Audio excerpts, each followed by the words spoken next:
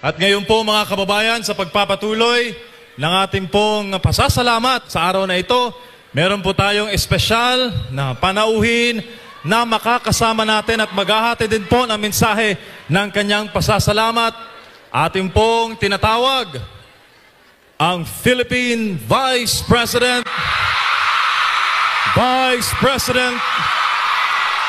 Sara Zimmerman Duterte.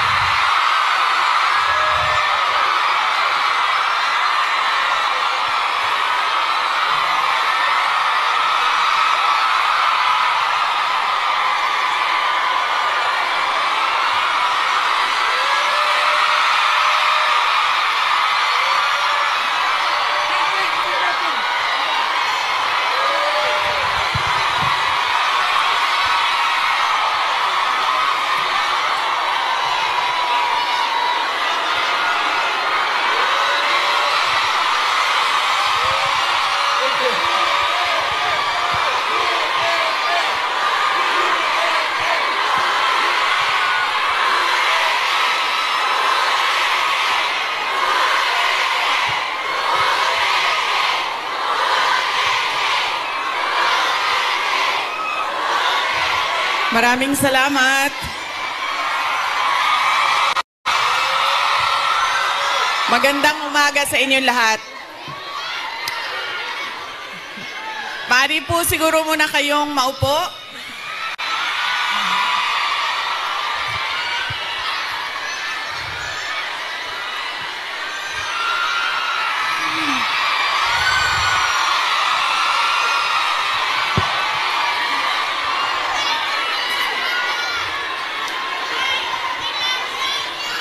Maraming salamat. Mahal ko kayo.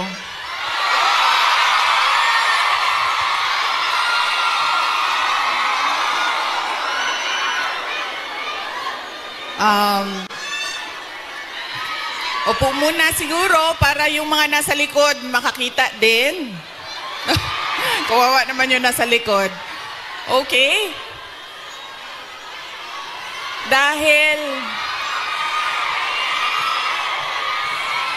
Dahil kayo ay sumisigaw ng Duterte, suspended na kayo lahat bukas.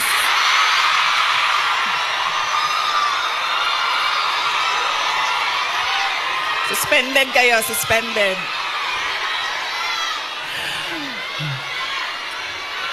Joke lang.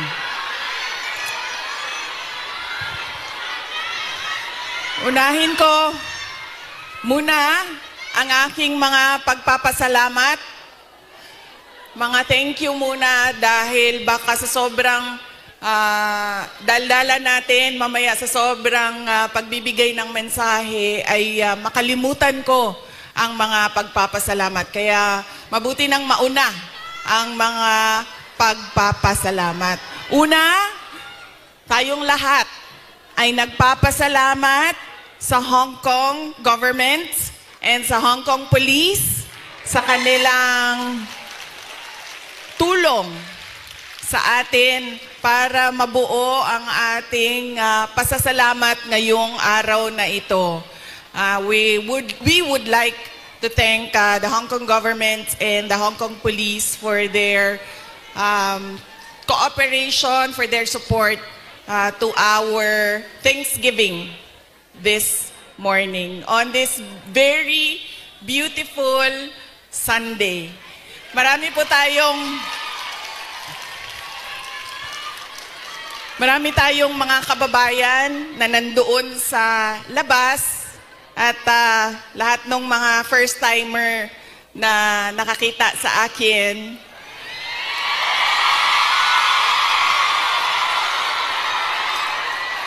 Sabi nila, ang ganda mo pala, bakit mukha kang...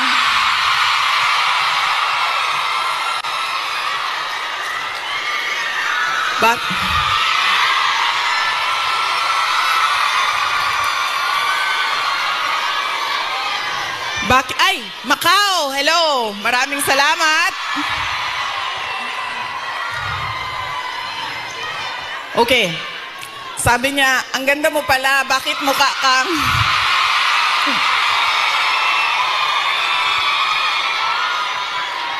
Bakit mukha kang Shrek sa mga picture mo sa internet? Tapos sabi ko sa kanya, sabi ko, ma'am, basta Pilipina, maganda talaga yan.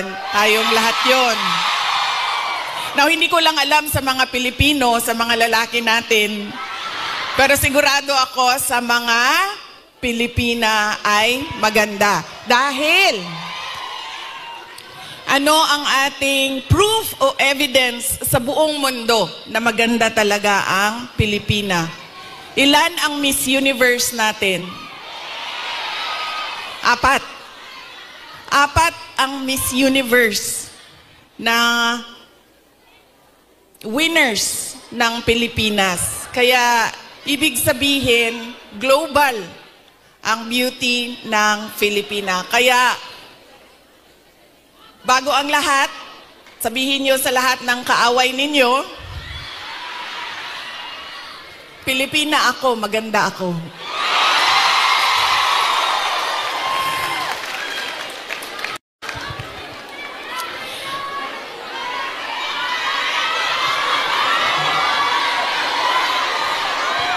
Sabi natin, 'di ba? Para sa Diyos, para sa bayan, para sa bawat pamilyang Pilipino. Nauna ang pasalamat ko sa Hong Kong government, pero ang unang pasalamatan natin ay ang Diyos. Para sa araw na ito, para sa magandang araw na ito, at para sa oportunidad, pagkakataon na ibinigay niya sa atin na magsama-sama ngayong March 9 dito sa Hong Kong. Dinala niya tayo lahat dito para sa bayan. Yan po ang pagpapasalamat natin sa ating Diyos. Dahil binigyan niya tayo ng isang araw ulit na magising, mag-ayos, pumunta dito at pag-usapan ang Thanksgiving, pagpapasalamat at pag-usapan ang ating bayan. Ang sunod na pagpapasalamat ko ay hindi ko isa-isahin yung mga pangalan dahil baka may hindi ako mabanggit at magtampo. So, isa-isahin ko lang ang mga grupo na kailangan natin pagpasalamatan. Unahin ko muna ang Kingdom of Jesus Christ.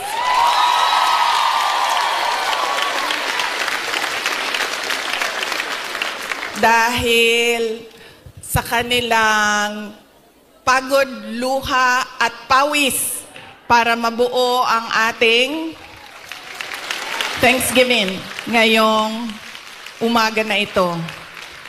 Ang sunod na kailangan natin pagpasalamatan kailangan ko pagpasalamatan ay kayong lahat, mga kababayan namin, mga kababayan namin dito sa, ang iba galing pang Pilipinas. Marami tayong mga bisita na galing Pilipinas, galing Hong Kong, galing Macau, meron pang galing sa China, at merong galing Japan.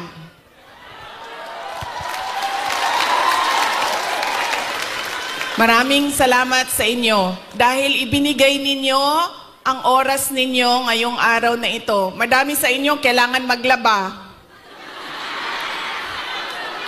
Kailangan magplansya. Yes, mag-day off, pero kailangan niyo labhan yung damit ninyo. Kailangan ninyo magpa-parlor kasi, 'di ba? Araw ito ng pagpahinga. Kailangan maglinis ng inyong bahay. Kailangan magpa-pedicure. 'Di ba? Kailangan magpa-dentista dahil araw ito ng pagpahinga. So kailangan ayusin lahat ang sarili. Ang para sa sarili. Pero binigay ninyo ang oras ninyo at araw ninyo ngayong umaga na ito para sa atin. Kaya maraming salamat sa inyong lahat. At alam nyo, kanina habang naglalakad ako, kasi malapit lang kami, so naglakad lang kami, Ang ganda ng weather ninyo dito sa Hong Kong, no? Nakakaganda siya ng kutis.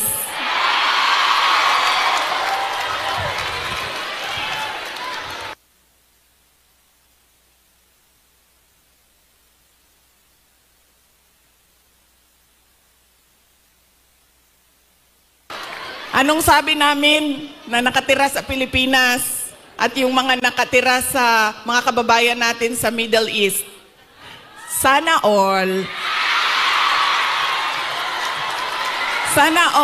malamig ang tinitirhan. Sana all maganda ang kutis.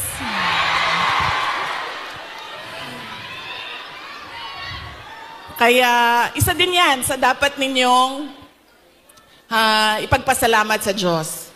Nandito kayo sa lugar na hindi magulo, maganda ang klima, at lalong-lalo na nandito kayo dahil meron kayong hanap buhay. Hindi natin gusto na umalis ang ating mga kababayan sa Pilipinas.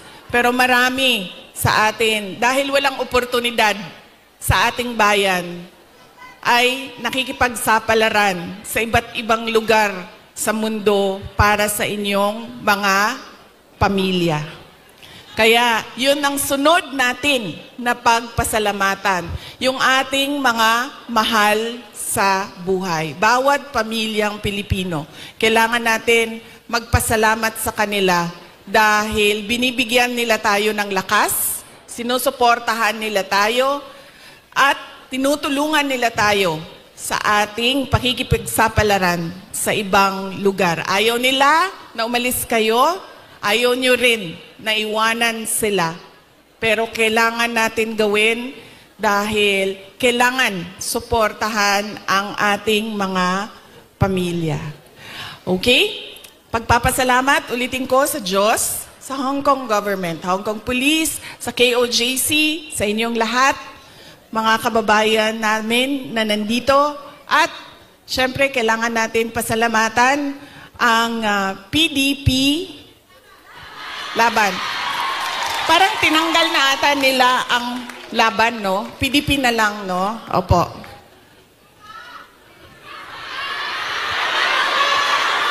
Ha? Okay, suka.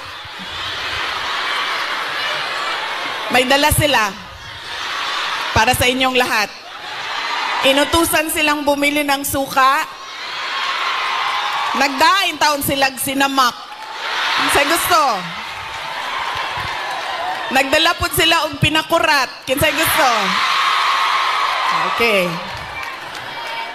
Bagay na sa lechon Macau og pinakurat. Kaganina bitaw, naglakaw ko dito. Kanaganing, ay, sorry. Kanina, naglalakad ako doon. Yun bang nakabitay ng mga lechon Macau ba yan, no? Sa isip ko kanina. Sabi ko, kakain kaya muna ako. So sabi ko, ay hindi, picturean ko na lang muna. Andito sa aking cellphone yung roasted duck at yung roasted goose. Roasted goose. At, tikman ko nga yun. Balikan ko. Roasted goose at yung parang lechon Macau. Bagay sa suka.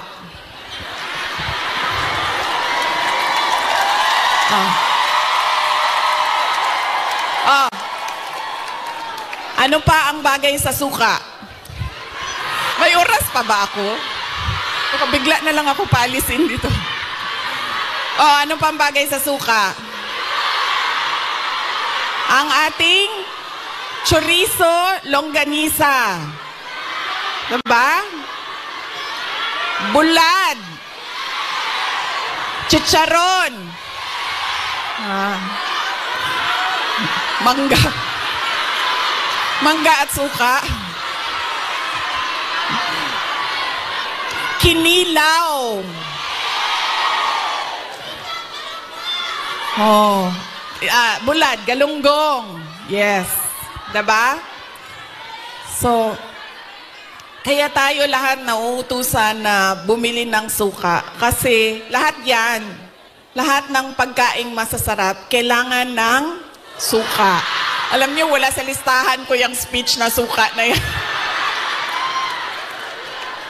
Actually, wala akong listahan ng speech ko dahil matagal ako kagabi nag-decide kung pupunta ako dito sa Thanksgiving.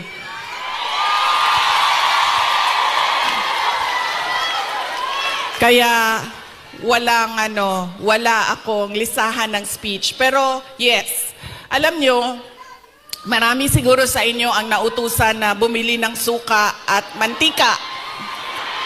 Mantika, suka, ganyan. Noong kayo ay bata pa. Opo.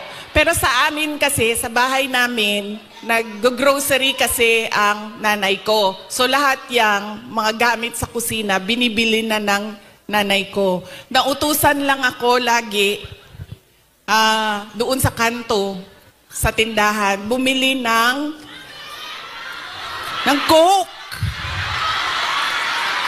Ng Coke.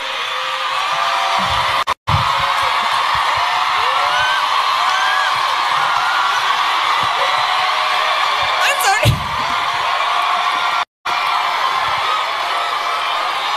Totoo yan. Hindi joke yan totoo yan. Alam nyo, di ba, tag 5 pesos lang ang Coke noon? 1980s? Or less pa nga ata siguro? 5 pesos? O, mga 4 pesos ang Coke noon. Tapos ang pera natin, yung papel na green na 5 pesos. Oo, yan yun. Pero totoo yan hindi, Coca-Cola Kasi kayo naman, pag sinabing Coke, tapos wala pang noon, wala pang 1.5, 2 liters. Litro lang yan. Litro lang yan nung kapanahonan natin. So yun. So, saan na tayo? Sa pagpapasalamat. Papasalamat tayo sa PDP. Ating mga kandidato sa PDP. Aabot tayo dyan mamaya. And syempre, kailangan natin magpasalamat kay Pastor Apollo Kibuloy for his generosity. Alam nyo, bumisita ako sa kanya nung siya ay nasa hospital, sa Pasig Hospital. Sabi niya sa akin, kung hindi ako nakulong, kung hindi ako inoppress, pinahirapan, hindi ko maisip na tumakbo para tumulong sa mga nakakulong, sa mga pinapahirapan at sa na-oppress.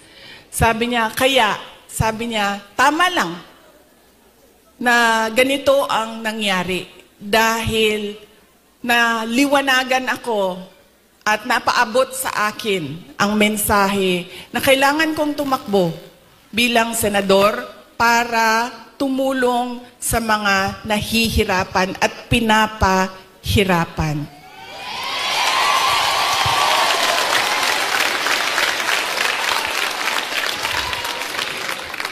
Sabi din niya sa akin, sabi niya, ikaw, kahit anuman ang sabihin man nila na kasalanan mo ang lahat ng ito, Inday Sara, sabihin man nila, kasalanan mo ito dahil hindi ka tumakbong Pangulo. Pero sabi niya, ayaw na.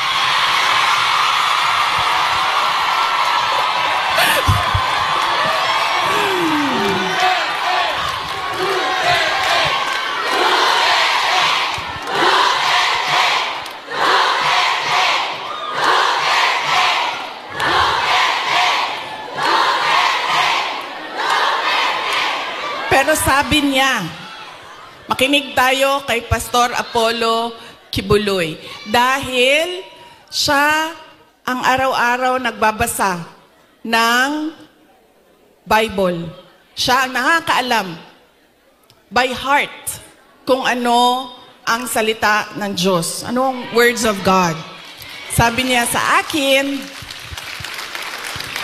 sabi niya, ganitong nangyari sa buhay ko. Sabi niya, Inday Sara, ganyan din nangyari sa buhay mo dahil hindi pwede na ikaw ang mauna at sila ang sumunod. Dahil wala ng katapusan.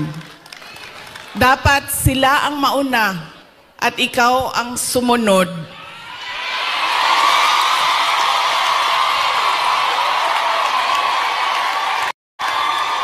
Para matigil na at hindi na paulit-ulit ang kahirapan sa ating bayan.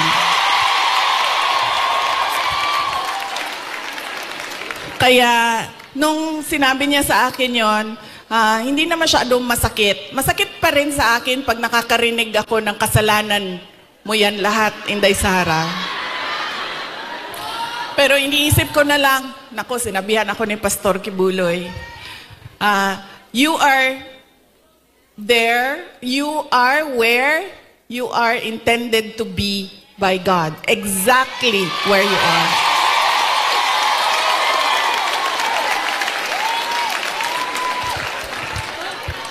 So yaan po, hindi pa ako nangalahati sa pagpapasalamat ko ha, kaya bilis-bilisan natin. Hanggang anong oras ba ako pwede, sir? Go lang daw. Go. Ay, hindi kami pwede mag-abot ni PRD kay kasabon na pud ko oton.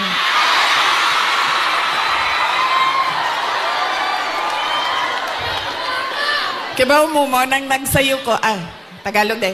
Alam nyo, bakit ako nandito ng maaga? Gumising talaga ako ng maaga. Ang alarm ko, 6:30 a.m., 7 a.m., 7:30 a.m., 8 a.m.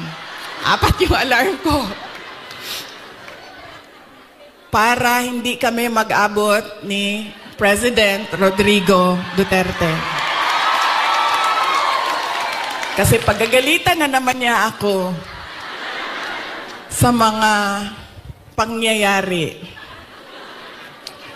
No, hindi naman siya nagagalit. Actually, mabait. Kumalma na si PRD nung medyo nagka-edad na siya. Mahal ko kayo.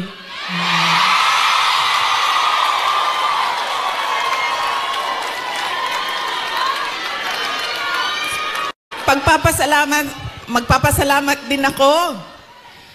Thank you po ako. Kagabi po, merong mga kababayan natin na nasa hotel. Hotel. Kayo ba yun, ma'am? Opo. Maraming salamat sa pag-welcome ninyo sa amin doon sa hotel. Mahal ko kayo. Maraming salamat. Pero bakit, ma'am, wala kayong dala na roasted goose? I'm sorry, may dala kaming suka. Kayo, walang dalang roasted goose.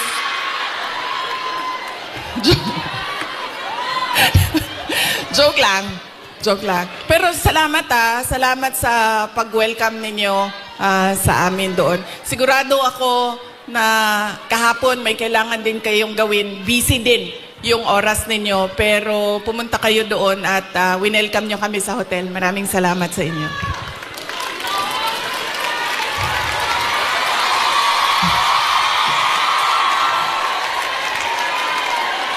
Ang sunod ko po na pagpapasalamat ay personal po sa akin. Para sa inyong lahat, mga kababayan namin dito sa China, sa Hong Kong, sa Macau, dahil noong 2016 ay nagkita-kita din tayo dito para sa pagpapasalamat, tapang at malasakit at suporta sa administrasyon ni Pangulong Duterte. Kaya, papasalamat po ako dahil from 2016 hanggang 2025 ay nandyan pa rin kayo at nandito pa rin kayo para sa bayan. Maraming salamat. Sunod po ay personal pa rin ang pagpapasalamat ko sa inyong lahat, sa tulong ninyo, sa kampanya ninyo, sa suporta ninyo para sa akin at sa boto ninyo noong nakaraang halalan noong 2020.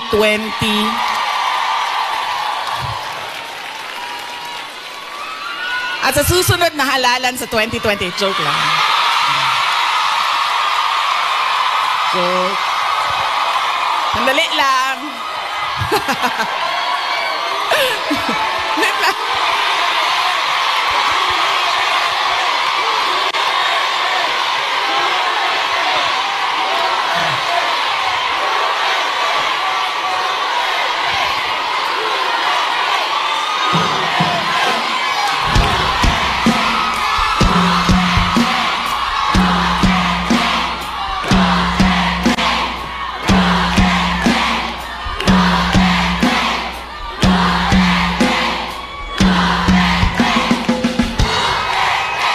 Okay.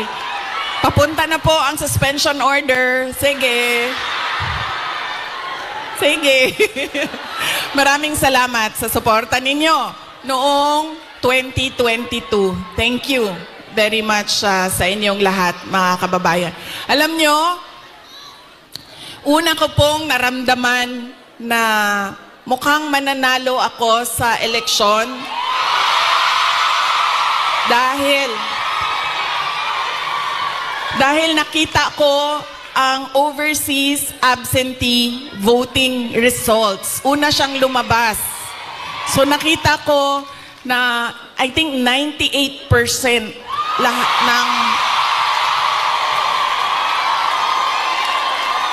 ng OFW votes ay para sa akin. Kaya doon ko naramdaman na parang baka siguro manalo ako. Kaya maraming salamat sa inyo.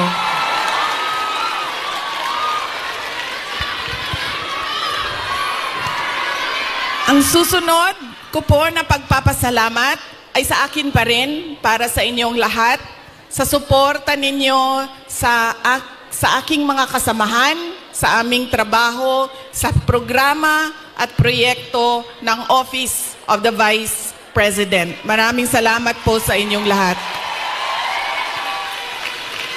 Dahil kayo lang po ang sumusuporta sa OVP, ang buong gobyerno po ay iniwanan na po ang OVP.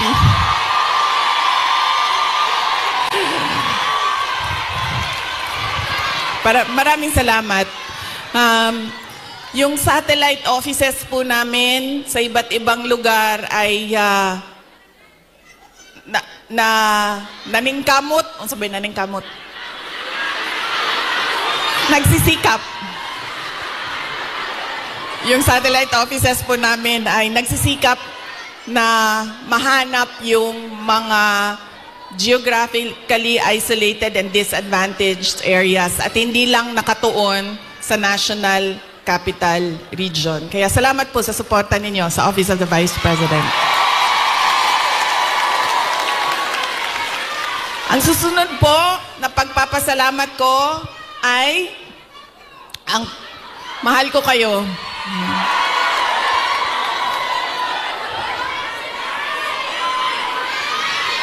Kaya po hindi ako hindi ko maiwanan ang aking katayuan, tama ba? Pwesto, posisyon. Dahil sa inyong lahat.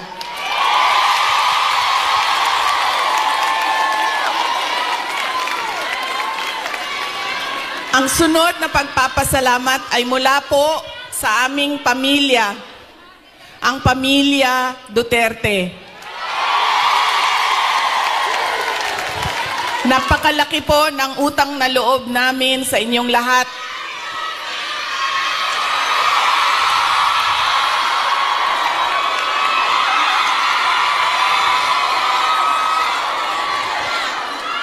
Dako kayo ang amo ang utang nga kabubuton kaninyong tanan, mga kaigsuuna namo.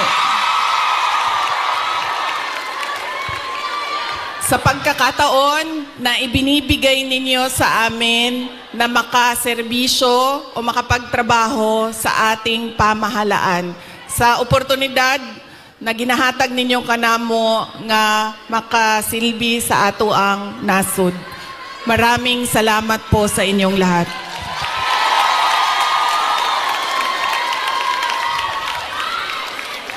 Okay, so yan na po ang aking mga pagpapasalamat. Meron pa ba akong hindi na Maraming salamat, ma'am. Ang sunod ay lilipat na po ako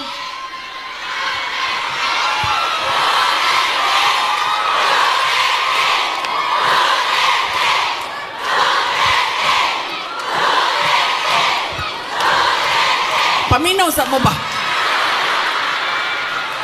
Kadyot lang ba? Alas 12 na. Alas 12 na. Kinsay magpakaon sa ato adin eh.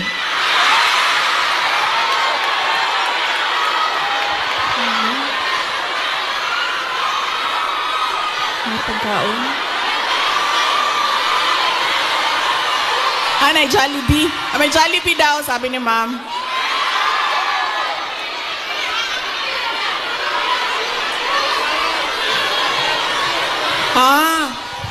Okay.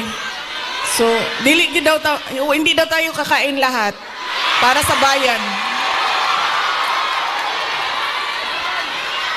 Okay. Sige, okay lang. Kailangan ko din naman magpa-reduce, so okay lang.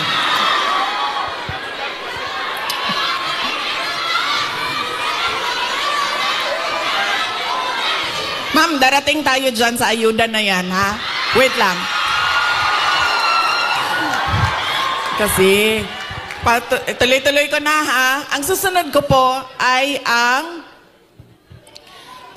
dahil pagpapasalamat po ito kay PRRD, former President Rodrigo Duterte, ay mag-share ako sa inyo ng aking pagpapasalamat sa kanya. Medyo mahaba itong kwento na ito, so mamaya nyo na singilin yung mga suspension order ninyo. Alam nyo, isa lang. Sa lahat-lahat siguro ng pagmamahal or generosity ni former President Rodrigo Duterte, isa lang ang stand out. Nag-iisa lang ang lagi kong pinagpapasalamat sa Diyos na ginawa ni Tatay Digong, ni former President Duterte sa akin.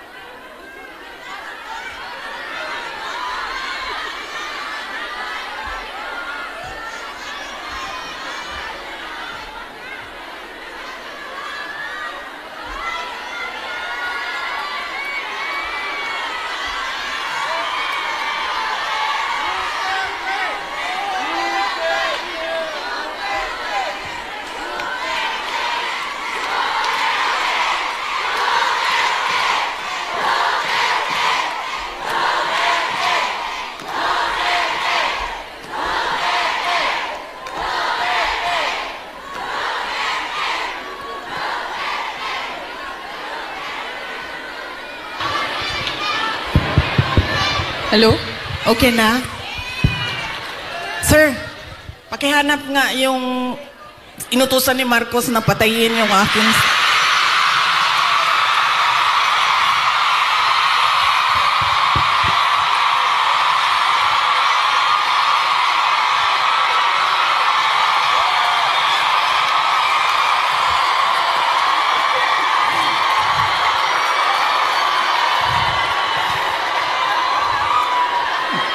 Yan. Dahil sa mga ganyan, nakakasuhan ako eh. Malay natin, di ba? Baka may inutusan dyan.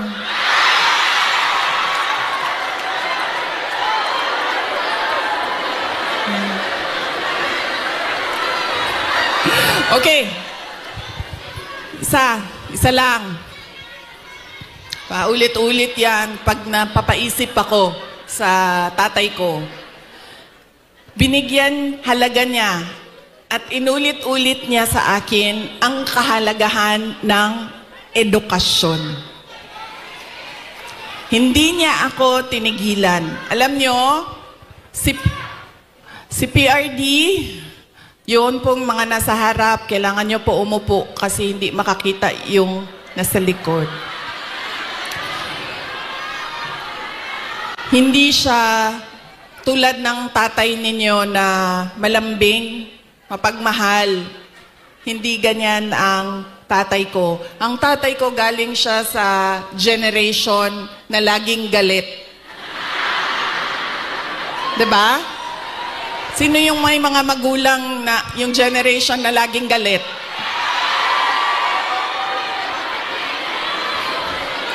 Yan. Galing dyan ang generation. Galing dyan ang tatay ko sa generation na yan. So, lagi siyang galit. So, sa akin, maalala ko, sinabi niya talaga sa akin, paulit-ulit habang ako ay lumalaki. Ikaw, sabi niya, hindi ka tao sa paningin ko.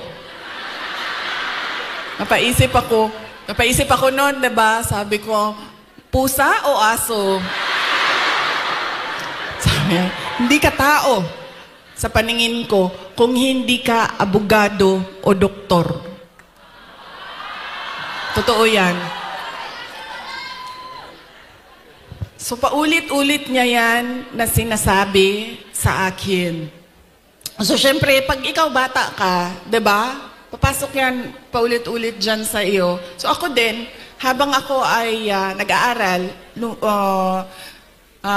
ako ay lumalaki, nag-aaral ka, elementary, high school, napasok na sa isip ko. At 4 years old hindi ko alam, baka sa tiyan pa lang, sinasabihan na ako ng tatay ko, ikaw, hindi ka tao. O hindi ka...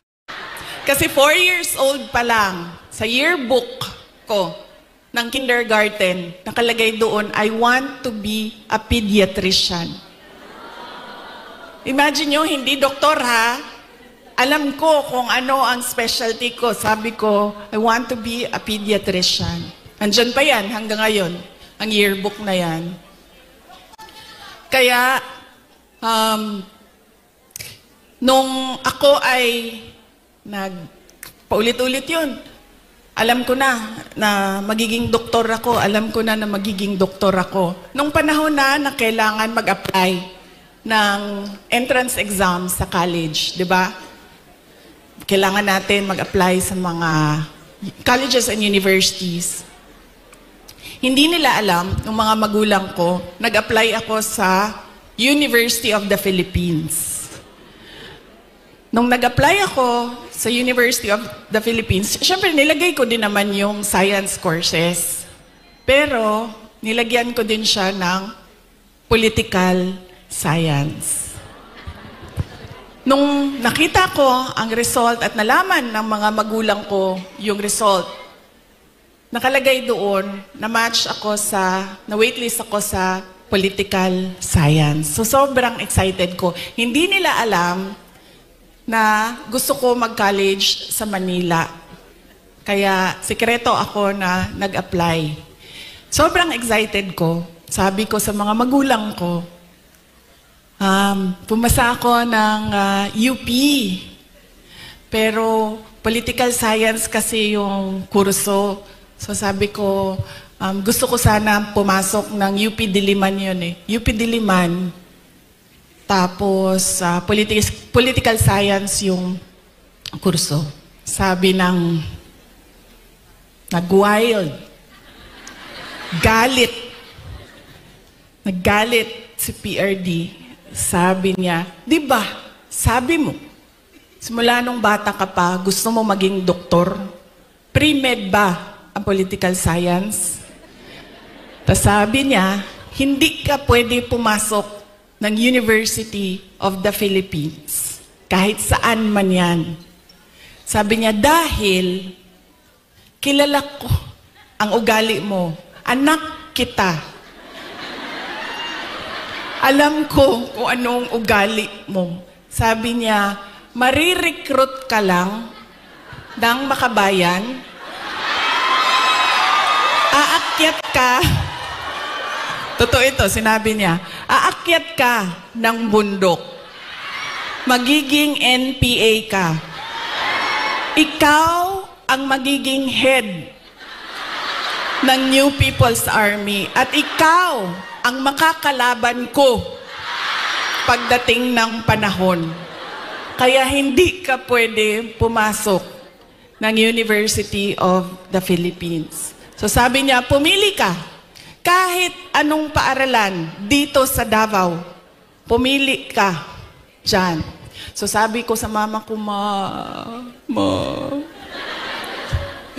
So sabi ng mama ko, sige na lang, kasi sinabi mo man doktor. So mag-pre-med ka na lang. Okay.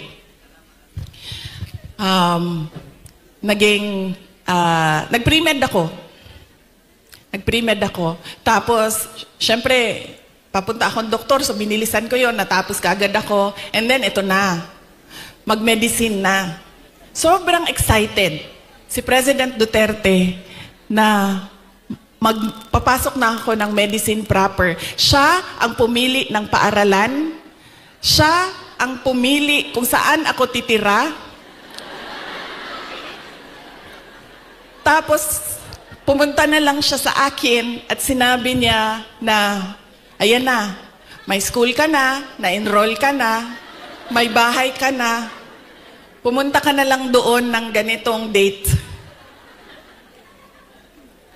So pumunta ako doon. Pagdating ko doon, kompleto na. May kama na ako, may washing machine, may refrigerator, may kotse pa. Ganyan siya ka-excited. Sige ma'am, ipa-adapt kita sa tatay ko. Huwag ka mag-alala. Ganyan siya ka-excited noong ako ay medicine na. Tapos, syempre, hindi naging successful yung aking pagpasok sa School of Medicine. 1 taon pa lang, 1 year, actually 1 sem pa lang. First sem pa lang, alam ko na parang fish out of water.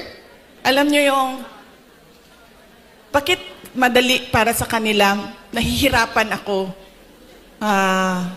sobra. Tapos dumating ang second sem na halos hindi na ako pumapasok. So kinabahan na ako. Kasi, di ba sa probinsya, di ba sa Atua, pagpadala ka sa Manila kasi ako nag-med school, pag ipadala ka sa Manila, parang malaking send-off yon. Congratulations sa anak ko, graduate ng ganito. Congratulations at magiging doktor yan. Class of. Ganon, diba? So ako, syempre kinabahan na ako kasi hindi ako makakauwi. Pinadala ako sa Manila para maging doktor. Tapos uuwi ka, drop out. Nag-apply ako ng, naisip ko pa noon, nung pinag-iisipan ko ang kapalaran ko, sabi naman ng tatay ko, doktor daw o abogado. So dito na lang ako sa abogado. So lumipat ako, nag-apply ako sa San Beda College kasi at the time na nagdesisyon ako, San Beda College na lang yung bukas sa mga exams, entrance exams. So hindi ko pa sinabi kaagad sa mga magulang ko na nasa San Beda na ako. Nalaman na lang nila dahil nagsabi ang driver. Sabi niya, hindi na yan siya pumupunta ng Cavite. Lagi kaming nandyan sa Menjola.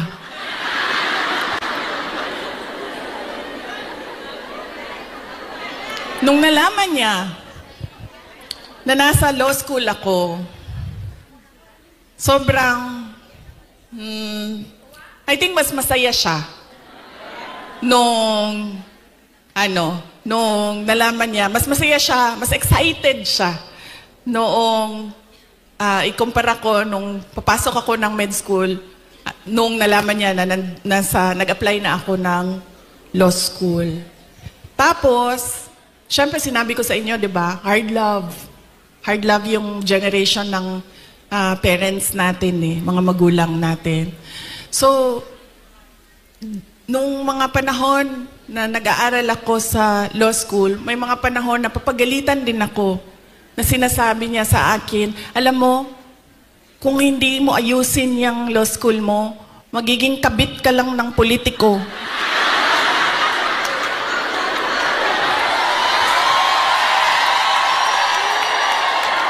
Ganyan.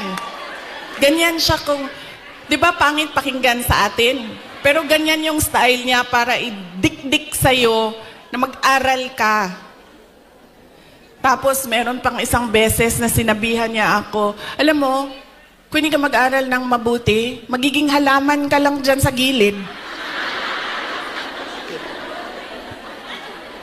Ganyan yung force by which he emphasized into my brain that I need to become a lawyer.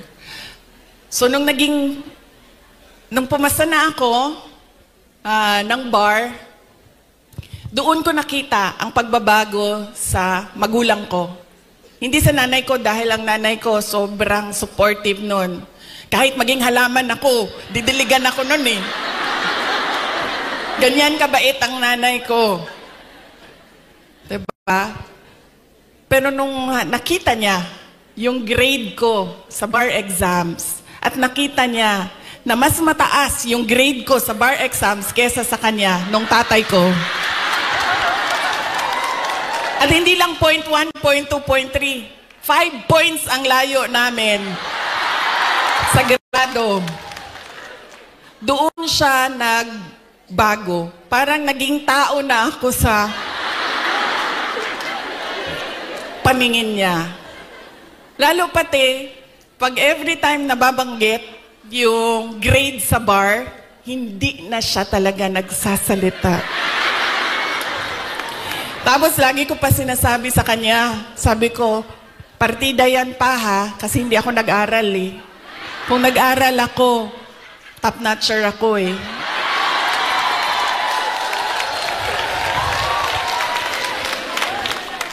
So ngayon, doon, nakita ko na iba na siya kung hindi na parang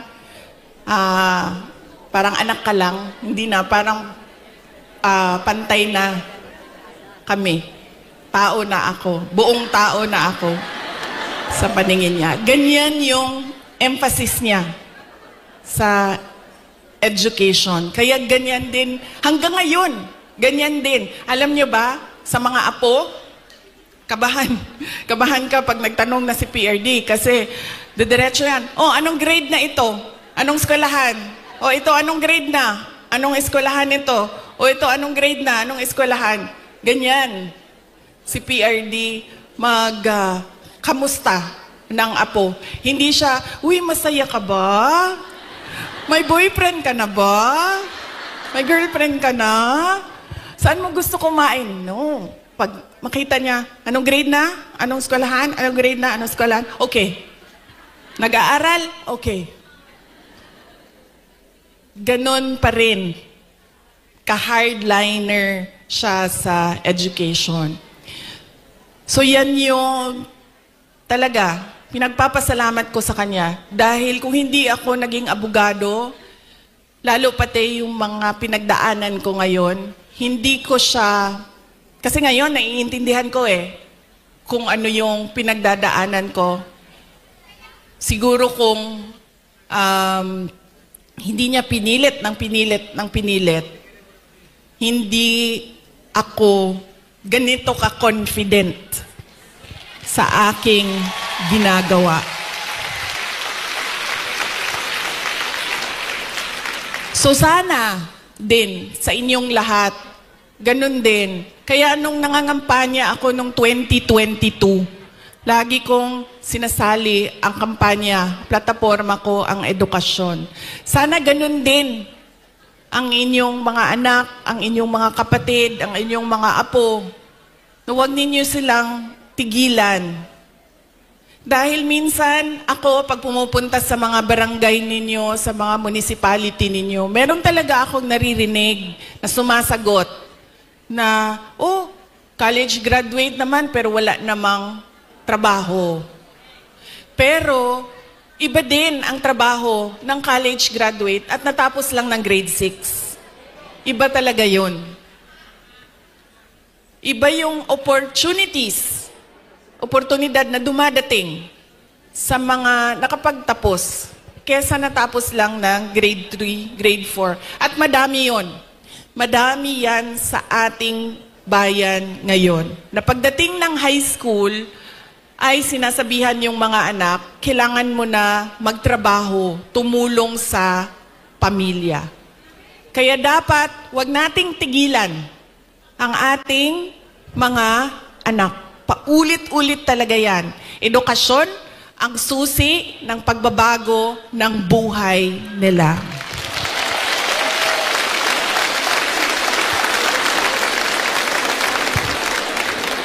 Pagpapasalamat para kay PRRD para sa edukasyon.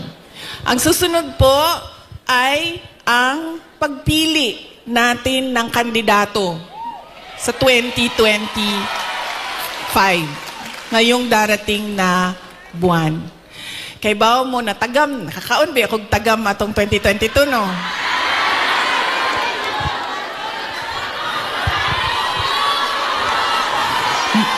Yan lagi ang, meron pa isang beses, Bisaya, sa Cebu. Ay, sa Cebu ba ito? O sa Cagayan de Oro. Basta, usually kasi pag Bisaya, di ba, diretso na sila istorya, wala na sila break. Wala break. Ana siya sa kon. Inday Sara, anak ko, yes ma'am. Ano siya, nakakaon kag tagam, no?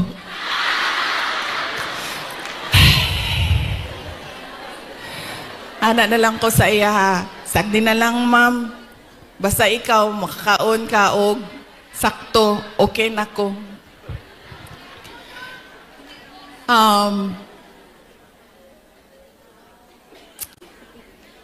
Ayaw ko kasi, masakit sa akin ang sabihin ang sorry sa inyong lahat. I-explain ko na lang. Kasi alam nyo, kahit saan ako pumunta, sabihin ko sa inyo, sa Samar, ito talaga mga maalala ko Samar, Pangasinan, Batangas. Dito sa Mindanao, sure na moingon na siya, moingon na gina sila o imuhaning sala tanan. Wa na nay lali sa Mindanao. Bago lang, saan yun? Bago lang. Parang kahapon ba yun? Ay, kahapon! Kasi dinala ko yung guest ko sa Disneyland. So na ay mga taga Cebu. Ana ang mga taga Cebu. Kibaw ba ka Inday Sara, no? Nabudol ba may tungod nimo?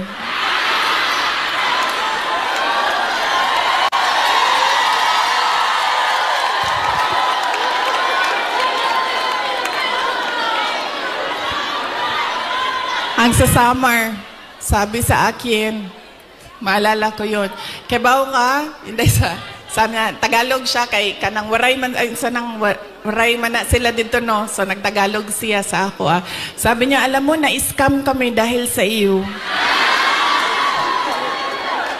Lalaki pa, ito siya niya, senior ba? So wa na lang yun ko, ni ko, na lang ko, pasensya na, sir. Pasensya na. So, akala ko kasi, ito na naman tayo sa maling akala.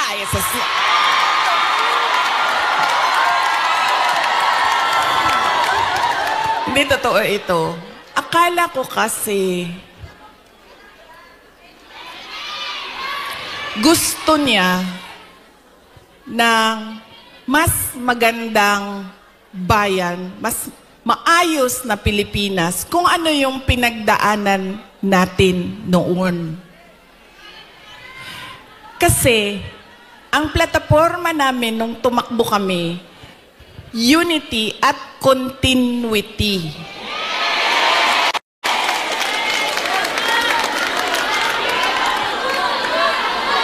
Nabudo lagi.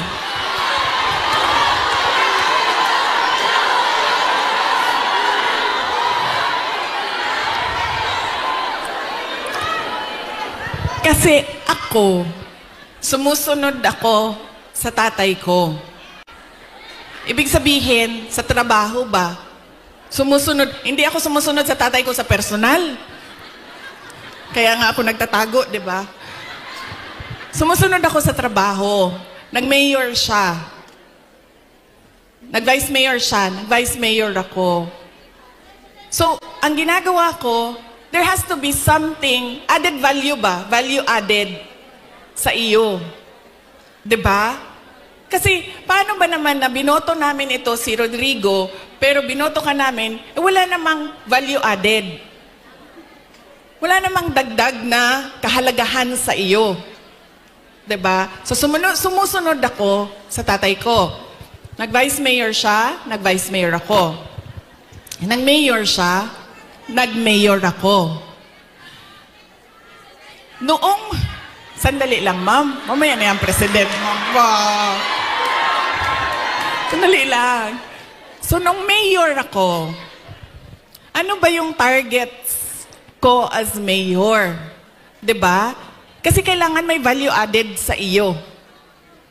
So sabi ko, okay, ganito na ang nagawa ng administration ni President Duterte. Saan pa ba natin dadalhin ang Davao City? So may target kami. Nung umalis ako sa Davao City as mayor, number 4, most competitive city na ang Davao City. Number 8 na kami sa mga pinakamayaman na syudad sa buong bansa.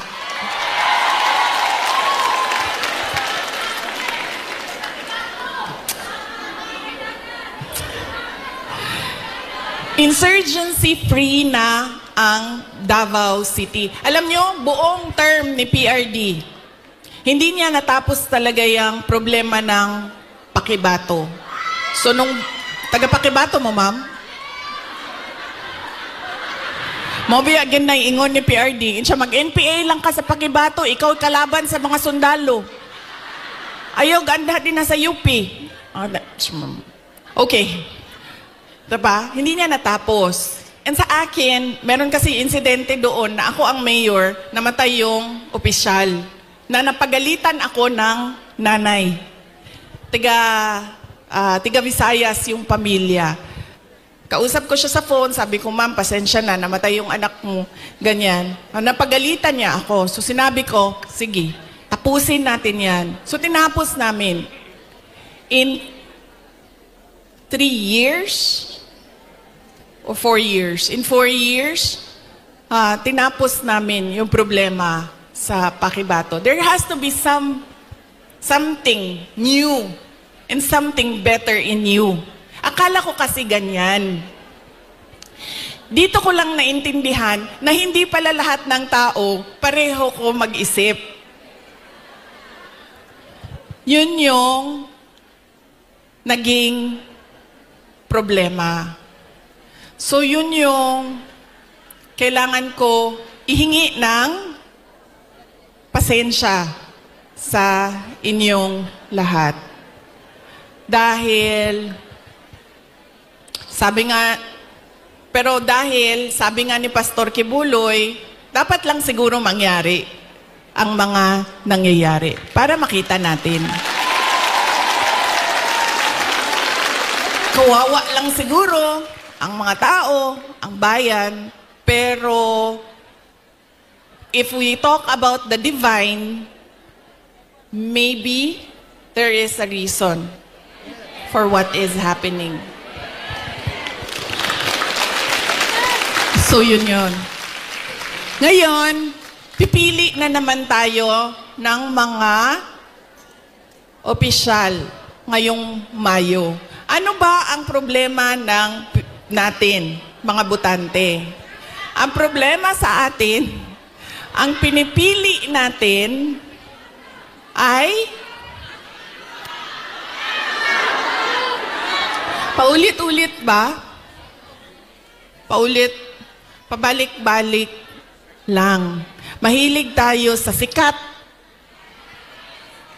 Mahilig tayo sa magaling kumanta, sumayaw dito sa stage. Mahilig tayo sa nagpapa-amuse, nagpapatawa sa atin. At mahilig tayo sa hindi natin tinitingnan kung ano ba yung karakter, totoong karakter ng tao sa likod ng mukha niya sa TV. Ganyan tayo. Ang ugali ng mga Pilipinong botante. Kaya siguro dapat sa darating na halalan, pag-isipan na natin ang ating iboboto. Sabi ko nga sa inyo, nadala na ako, na-scam na ako, nabudol na ako. Hindi ako mag-endorso ng kandidato. Kasi baka pagkatapos ng eleksyon, sasabihin nyo na naman, na-scam ba yamin Inday Sara dahil sa iyo? Ang gagawin ko para sa inyo, sasabihin ko, ano ba ang kailangan nating gawin as voter? Ano? Una, huwag natin ibenta ang boto natin. Diba? Ngayon, legitimate na ang vote buying. Nakatago siya sa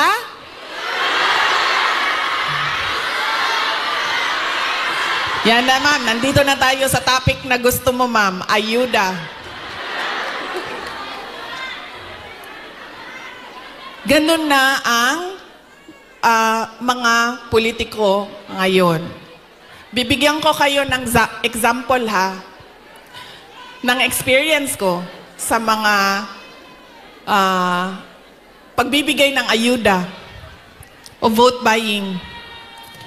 Noong barangay election na nakaraan, bago lang, tinanong ko yung isang kaibigan ko, ano bang ginagawa mo na suporta sa barangay candidates? Tas sabi niya, ang ginagawa ko, humihingi ako ng tupad at AIX at binibigay ko sa mga barangay captain para ibigay nila sa supporters nila. So sabi ko sa kanya, okay, hindi ko magawa na ganyan yung suporta na ibigay ko sa mga local barangay candidates. Pero totoo yan. Hindi man pinag-uusapan, pero totoo yan na nangyayari. Nakikita nyo yan. Nakikita nyo yan doon sa mga probinsya ninyo. Kaya ang una, huwag natin ibenta ang boto. Pangalawa, pag tumingin tayo ng kandidato,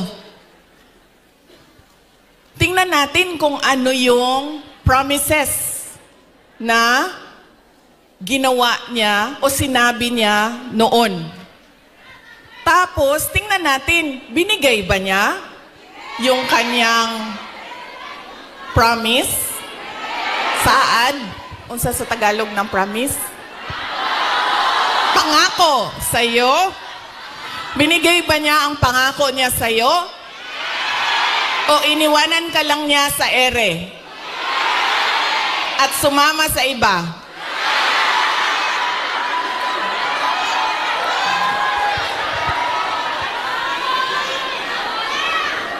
Ganyan. Ang pangalawa, na kailangan natin isipin. Itong kandidato na ito, paulit-ulit ko na to binoto Ano ba sinabi nito noon? Ano bang nagawa niya? Ano bang rason niya? Bakit hindi niya nagawa?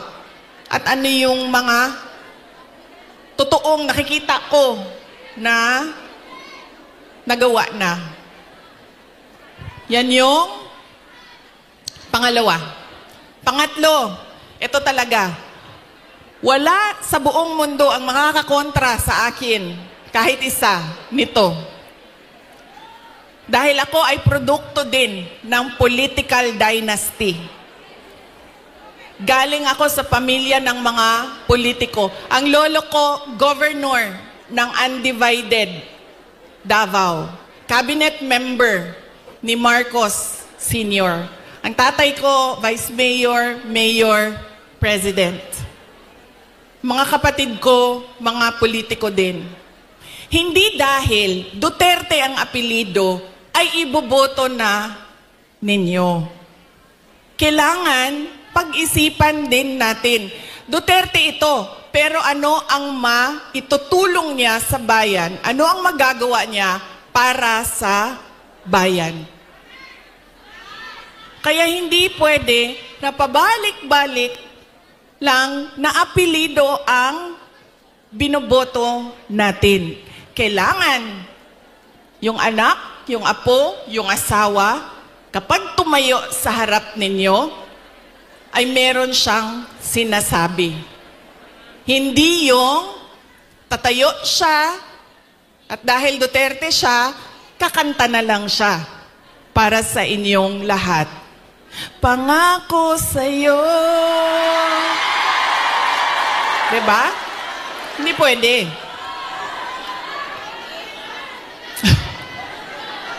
Ma'am, ganyan talaga yan, ma'am. Sa tingin ko naman kasi talaga, totoo, walang forever. Kaya darating talaga ang punto na iwanan ka talaga. Si Ma'am Gemma, ay, shh daw. Shh.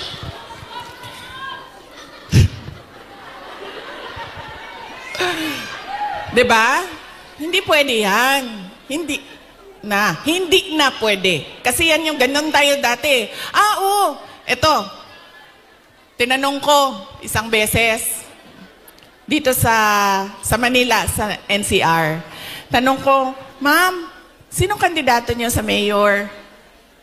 Sabi niya, si ano, ganito, apelido. Sabi ko, di ba sila din yung mayor dati? Sabi niya, oo, yung uncle niya.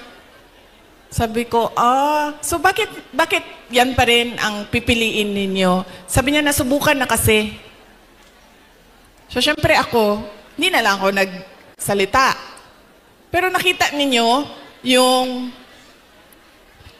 ang ating behavior sa pagpili ng kandidato. Dahil anak, apo, asawa, nasubukan na kasi, parehong apelido, go, bibigay ko na yung napaka-special na right ko na bumoto. So, mahalaga, hindi dahil anak, hindi dahil Duterte ang apelido, ay iboboto nyo na. Pag-isipan ninyo, ano ba ang dala niya sa lamesa? Ano ba ang dala niya para sa bayan? 3, huwag ibenta ang boto. Ano ang mga pangako na napako? At pangatlo ay, hindi dahil galing yan sa sikat na pamilya, ay iboboto na ninyo kaagad. So tingnan natin ang mga karakter, accomplishment, abilidad, kapasidad ng mga kandidato nating senador. Kapag inutusan yan bumili ng suka, automatic na yan, may abilidad na yan.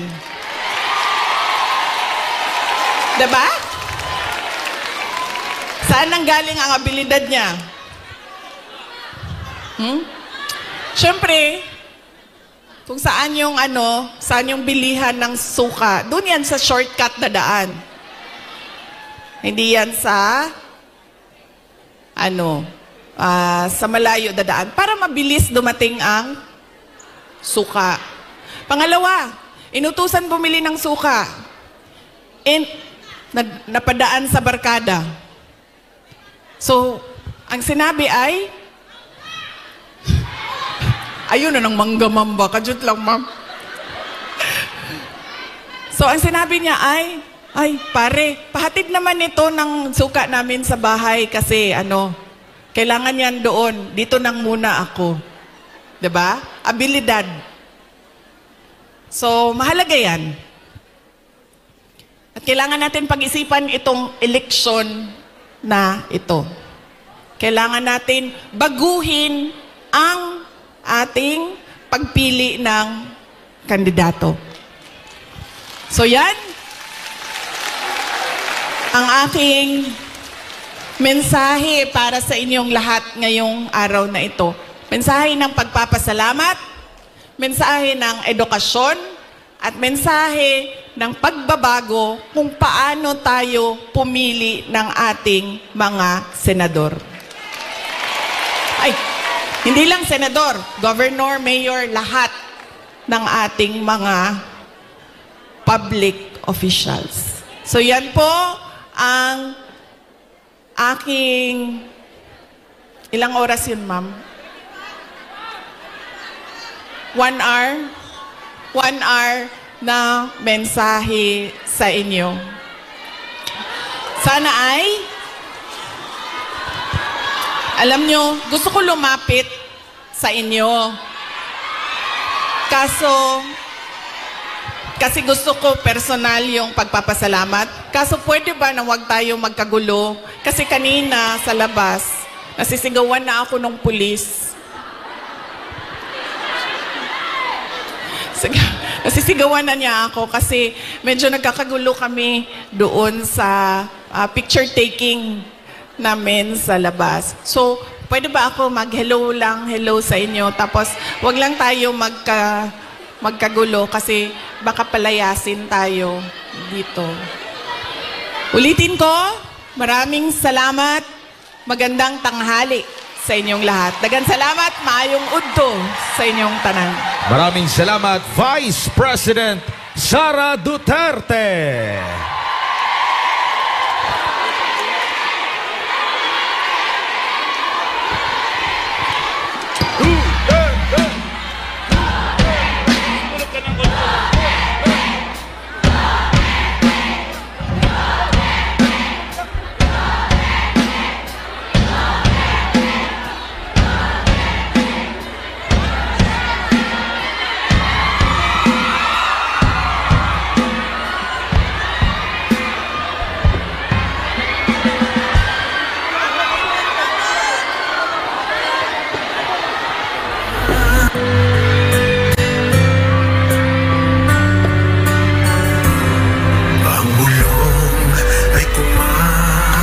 Itaas natin ang ating mga bandila! Ang nais nila, Huwag lang po tayo magkagulo. ang nadarama. Antayin na lang po natin. Napupunta po sa inyong mga lugar si Vice President Sara Duterte. Sama-sama, Huwag po nating dumugin. Pilipinas, Duterte pa rin. Ang tunay na nagmamahal sa atin. Laban niya ay laban natin. Pilipinas, Duterte pa rin.